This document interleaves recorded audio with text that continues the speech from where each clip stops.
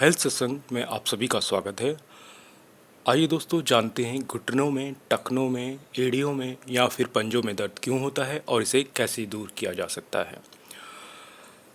आजकल 30 से 35 साल में घुटनों में, टखनों में, एड़ियों में दर्द होता रहता है। यहाँ पे घुटनों के बारे में ही दिया है तो इसलिए आप कंफ्यूज ना हो, ये सभी के लिए सेम है। घुटनों का जोड़ शरीर का मुख्य ताकतवर जोड़ होता है और उसमें ज़्यादातर लोगों को दर्द होता ही रहता है। इसके जोड़ की बात करें तो एक हड्डी, थाइस हड्डी को फीमर कहा जाता है। नीचे से जो दो हड्डियाँ आती है उसे टिबुला फिबुला कहते हैं। जब ये जॉइंट बनता है तो इसमें काफ़ी सारे लिगामेंट होते हैं, मांसपेशियाँ, साइनल फ्लूइड, कार्टिलेज आदि होते हैं।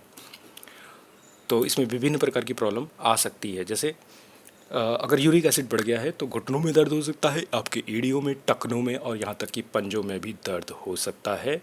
तो आपको यूरिक एसिड के ज़्यादा होने पर प्रोटीन पदार्थ खाद्य नहीं खाने हैं, जैसे अंडा, मांस, मछली, दाल, दूध से बने पदार्थ, दही, पनीर, छाछ आदि और सोयाबीन नहीं लेना है।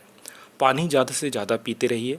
हरी सब्जियां, सलाद, फल ज़्यादा से ज़्यादा खाइए। एक संतरा रोज़ खाइए, संतरा नहीं है तो मौसमी से काम चलाइए। लेकिन जो भी है आप लेते रहिए। अगर घुटनों में साइनल फ्लूइड्स, चिकनाई या ग्रीस कम हो गई है, एक जब दोनों घुटने आपस में रगड़ते हैं या दो हड्डियां आपस में रगड़ती हैं तो आप एक ग्रीस होती है, उसे साइनल फ्लूइड कहते हैं और वो उस घुटनों को रगड़ से या जॉइंट को रगड़ से बचाती है। अगर वो कम हो गई है तो सुबह आपने खाली पेट आधा अखरोट खाना है। लेकिन ये कब नहीं खाना है? जब आपका कोलेस्ट्रॉल बढ़ा हुआ हो। आयु के साथ घुटनों में घिसावट, डीजेनरेट बोलते हैं इसको, जैसे आप 40 के हो गए, 50 के हो गए, 60 के हो गए तो हड्डियों में घिसावट शुरू हो जाती है, हड्डियों घिसनी शुरू हो जाती है। तो आपने ऐसे में क्या करना है? क्षार प्रधान आहार, फल, सब्जी, दूध, सूप आदि ही लेना है। अब घुटने, टखने या एड़ी या पंजे में अगर पहले भी बताया यूरिक एसिड हो गया है, पानी ज़्यादा पीना है। कब्ज से भी कई बार ऐसी समस्याएं आ जाती है। अगर कब्ज हो गई है तो आप एक अमरूद खा लीजिए, अंकुरित अनाज खाइए या सैलेड खाइए तो कब्ज दूर हो जाएगी, ये दर्द भी दूर हो जाएंगे। और पहले बताया प्रोटीन नहीं लेना यूरिक एसिड में। कैल्शियम की अगर कमी है तो आपने दूध, दही आपको लेने पड़ेंगे। बहुत ज़्यादा ना लें क्योंकि इनमें प्रोटीन होता है और प्रोटीन से यूरिक एसिड होता है, लेकिन इनका बैलेंस आपने बना के रखना पड़ेगा, यूरिक एसिड और कैल्शियम का। अगर घुटने, टखने, एड़ी या पंजे में कहीं दर्द है तो इसके लिए आपको मालिश और सिकाई करते रहनी चाहिए। और ग्रीस के लिए आपको बताया दिया है कि आधा अखरोट लेना है, कोलेस्ट्रॉल में नहीं खाना है। अब मेन जो कहानी आती है एक्सरसाइज की, ये बहुत ज़रूरी है। एक्सरसाइज सिंपल सिंपल है, 4 हैं, आप इनको देख लीजिए। पहले कई लोगों के जो इतनी स्वेलिंग आ जाती है घुटनों में, एड़ी में, टखने में कि वो काम करना शुरू नहीं कर पाते हैं। तो ऐसे में क्योंकि एक्सरसाइज नहीं हो पाएगी तो आप मालिश और सिकाई करिए। जब वो धीरे धीरे ठीक होने लगे तब उनकी ताकत बढ़ाने के लिए आपने एक्सरसाइज भी शुरू करनी है। और हाँ दोस्तों, अगर तक आपने अभी तक चैनल को सब्सक्राइब नहीं किया है तो प्लीज़ सब्सक्राइब करिए और बेल आइकन को ज़रूर दबाइए, क्योंकि मैं हेल्थ के विषय में ही बात करता हूँ और हेल्थ की ही वीडियो नई नई लेकर आता रहता हूँ। आइए आगे जानते हैं। लेग को चेयर पे बैठ के, लेग को, क्योंकि कई लोग नीचे नहीं बैठ पाते हैं, सीधे नहीं कर पाते घुटनों के, तो लेग आराम से चेयर पे बैठिए। एक एक पैर को सीधा करिए, पंजों को अपनी तरफ मोड़ के रखिए, फिर दूसरे पैर को। ऐसा आप 8 से 10 बार दिन में 2 बार तक कर सकते हैं।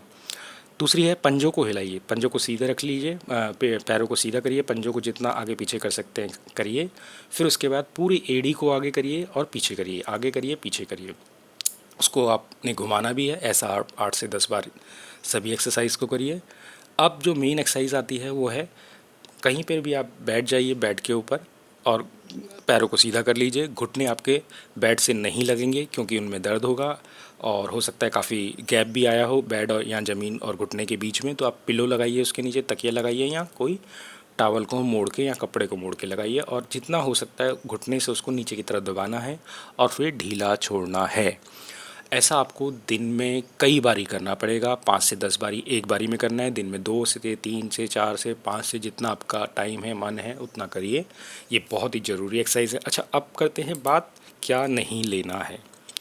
चाय, कॉफ़ी, कोल्ड ड्रिंक, मिर्च मसाले, अचार, नमकीन, बिस्कुट, मैगी, बासी खाना, बर्गर, मैगी, पकौड़े, कचौड़े, समोसे कुछ नहीं लेने हैं। ऊंचे एड़ी के जूते चप्पल आपने नहीं यूज़ करने हैं। Tight pant, tight jeans, tight कपड़े नहीं पहनने, इससे रक्त संचार कम होता है और मांसपेशियों में तनाव होकर दर्द हो जाता है। आगे बात करते हैं विटामिन डी और कैल्शियम की कमी। कैल्शियम की कमी के लिए बता दिया आपने कि बताया गया है कि दूध, छाछ, पनीर वगैरह लीजिए, हरी सब्जियां ज़्यादा से ज़्यादा खाइए, ब्रोकली, संतरा लीजिए। और विटामिन डी की बात करें तो सुबह की गुनगुनी धूप आपने ज़रूर लेनी है। सुबह की गुनगुनी धूप आपने ज़रूर लेनी है, पैरों में, टखनों में, एड़ी में, पंजों में, और चाहे तो पूरे शरीर पे भी ले सकते हैं, बहुत अच्छी होती है, इसमें विटामिन डी होता है। नेचुरल लेंगे बेटर है, कोई गोली खाएंगे वो पैसे भी वेस्ट होंगे, पैसे भी लगेंगे उसमें, और काम हो ना हो, बट ये आपकी जो सुबह की धूप है ये बहुत ही अच्छी होती है, ये आपको लेनी चाहिए। और इस कोरोना काल में तो वैसे भी बोलते हैं थोड़ा सा धूप ले लीजिए, ठीक है। तो ज़्यादा से ज़्यादा फल, सब्जियां, सलाद और सूप, संतरा, ब्रोकली, पानी आपने लेना है। और जल्दी जल्दी सब्सक्राइब कर लीजिए और बेल आइकन को ज़रूर दबाइए। Thank you so much for watching. नमस्कार।